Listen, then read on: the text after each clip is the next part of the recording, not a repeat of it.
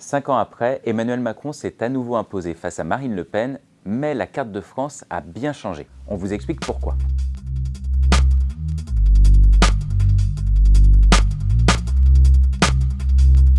Entre 2017 et 2022, le président a perdu environ 2 millions de voix, alors que Marine Le Pen en a gagné 2,5. Elle n'arrivait en tête que dans 2 départements, le Pas-de-Calais et l'Aisne. Aujourd'hui, Marine Le Pen est en tête dans 28 départements, y compris toutes les régions d'outre-mer ainsi que la Corse. Cette progression est encore plus claire si l'on regarde la carte des communes.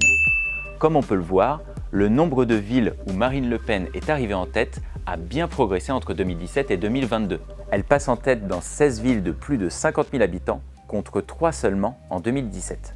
En clair, si Marine Le Pen a gagné des voix partout en France, Emmanuel Macron a fait le chemin inverse. On le voit bien sur cette carte, où l'on voit en vert la progression de Marine Le Pen et en rouge sa diminution. Si l'on essaye maintenant de classer les villes en fonction de diverses catégories, on se rend compte que la progression de Marine Le Pen, elle est très variée. On sait par exemple que le vote RN est plus fort dans les communes peu denses. En clair, plus la ville est grande, plus on vote Emmanuel Macron. En revanche, on remarque qu'entre 2017 et 2022, le score de Marine Le Pen progresse dans toutes ces catégories, que ce soit les communes rurales, le périurbain, la banlieue ou les grandes villes.